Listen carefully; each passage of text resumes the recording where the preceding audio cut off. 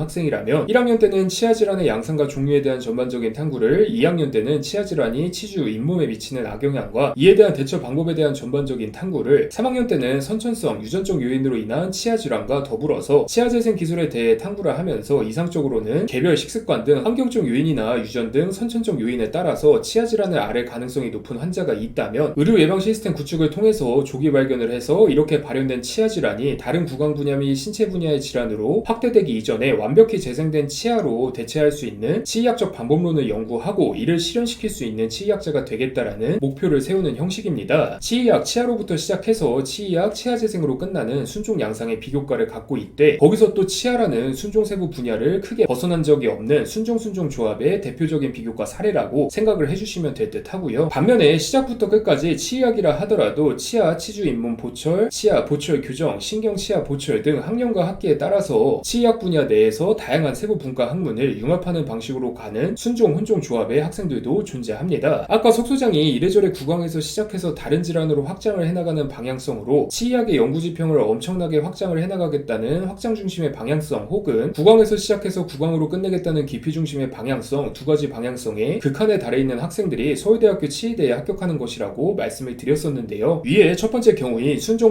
조합의 비교과를 지닌 학생은 깊이 중심의 방향성만으로 승부를 보는 반면에 이 순종 혼종 조합의 비교과를 지닌 학생은 치의학이라는 깊이 중심의 방향성을 큰 흐름으로, 그리고 치의학 내 세부 분야라는 확장 중심의 방향성을 작은 흐름으로 잡은 것이라고 받아들이시면 쉽습니다. 석 소장의 경험상 내신 지표가 우수한 학생이라면 순종 조합이나 순종 혼종 조합이나 서울대학교 치의대 합격률에는 큰 차이가 별로 없었습니다. 다만 순종 조합인데 전체적인 내신 지표들이 우수함에도 불구하고 불합격한 학생들의 경우 부분적으로 하락했던 내신 등급이 분명 존재했고 면접에서 이를 잘 대처하지 못했다는 특징이 있었습니다. 예를 들어서 A 주제로 순종 조합 비교과를 계획을 해두었고 2학년 1학기까지는 그것을 잘 지켜오다가 2학년 2학기에 A 주제와 밀접한 관련이 있는 내용을 배우는 A' 교과목의 내신 지표를 망쳐버린 경우인데, 이러한 경우 면접에서 아주 높은 확률로 2학년 2학기 A' 교과목 성적에 근거해서 A 주제 전반에 대한 진정성을 의심하는 양상의 질문이 출제되고는 했습니다. 거꾸로 이러한 상황을 마주해서 원래 순종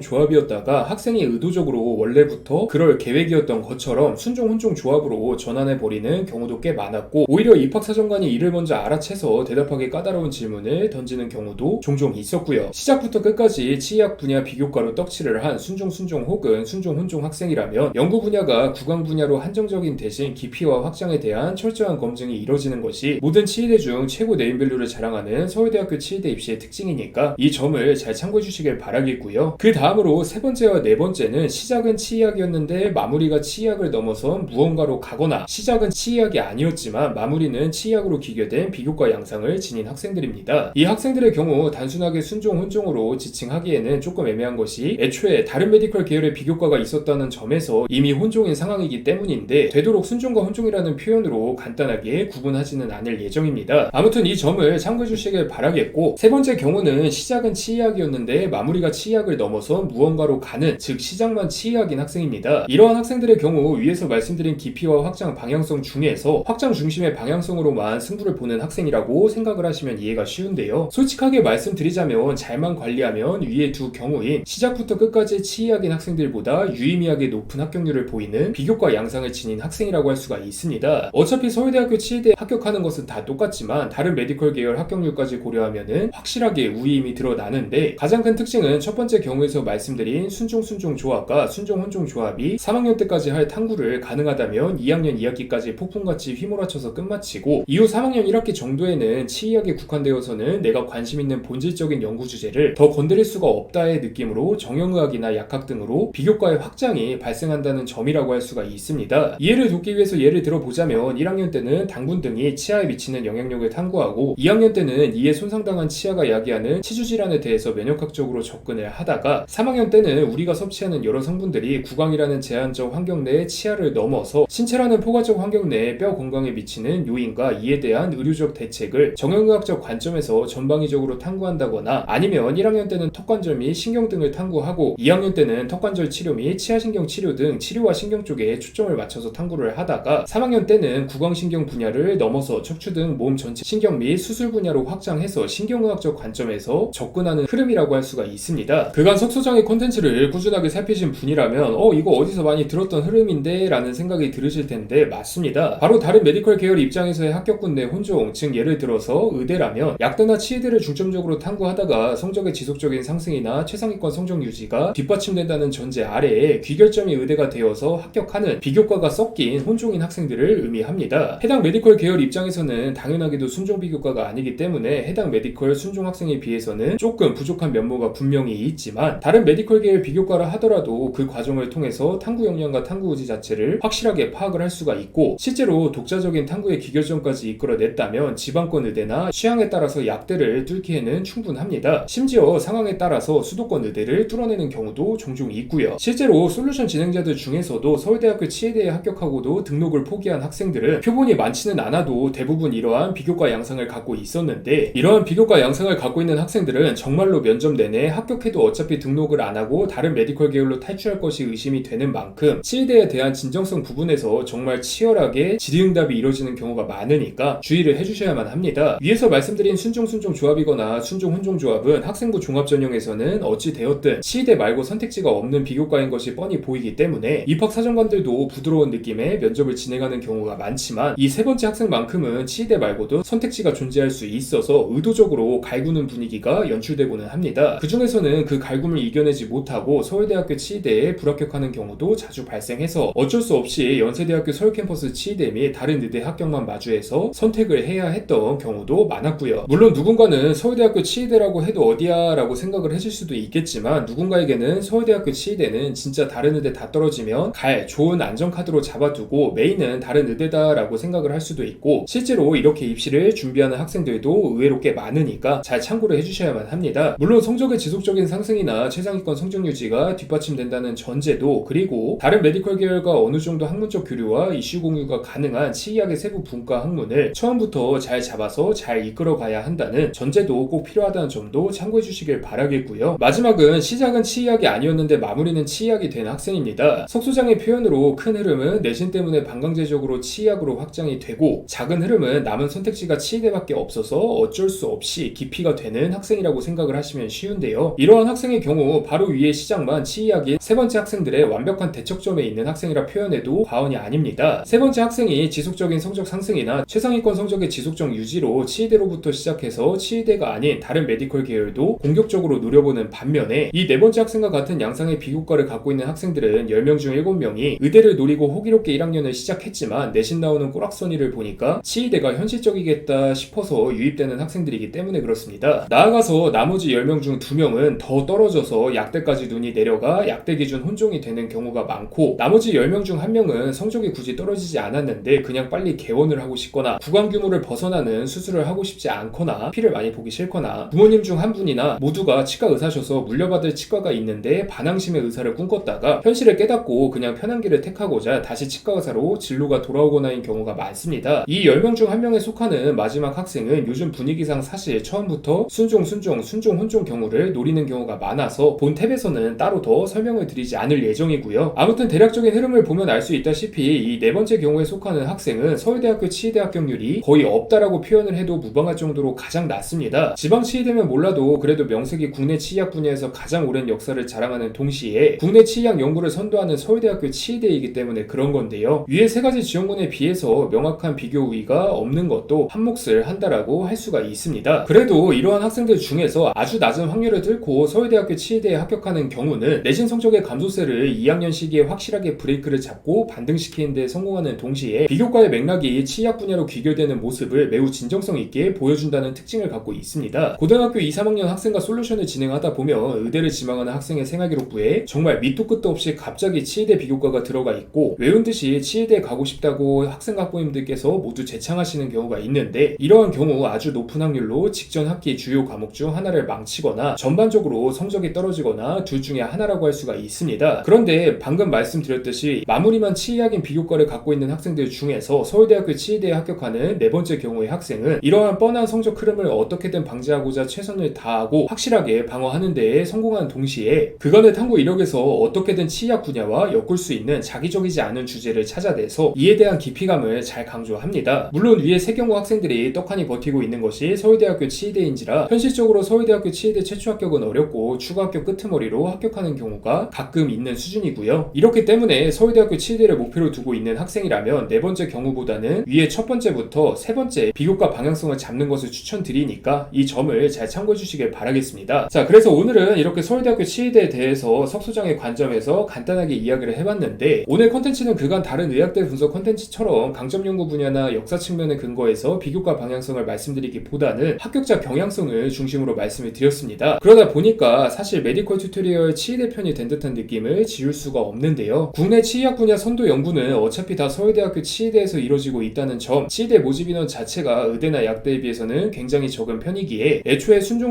조합과 순종 혼종 조합보다는 세 번째와 네 번째 경우에 학생들이 지원군 기준 절대적인 인원 측면에서는 훨씬 다수를 차지한다는 점 등을 복합적으로 고려한다면 어쩔 수 없는 흐름이라고 생각을 합니다. 나아가서 서울대학교 치의대에 떨어진 학생들이 연세대학교 서울캠퍼스 치의대로, 연세대학교 서울캠퍼스 치의대에 떨어진 학생들이 경희대학교 치의대로, 앞에 3개 수도권 치의대에 다 떨어진 학생들이 각 지방권 치의대로 나눠져 들어가는 양상이 다른 메디컬 계열과 다르게 정말 정직하게 나타나기 때문에 적어도 예비 고등학교 1학년부터 고등학교 2학년 겨울방학까지는 모모대학교 치의대만을 위한 전략이라기보다 치의대 자체를 위한 전략으로 들어가는 것이 훨씬 성공적인 전략이기도 하고요. 물론 하늘이 뒤집혀도 수도권 치의대는 절대 안 되겠는데 상황에 마주했을 때에는 지방권 치의대별 강점 연구 분야에 대한 맞춤형 전략이 효용성을 발휘하기 시작하는데, 이 부분은 처음 말씀드렸다시피 이 팀장님이 담당을 해주실 분야라 차분하게 기다려주셨으면 하고요. 오늘의 컨텐츠가 서울대학교 치의대 진학을 희망하는 학생 학부모님들에게 많은 도움이 되기를 바라겠습니다. 또 다음 컨텐츠로 여러분들을 찾아뵙도록 하겠습니다. 감사합니다.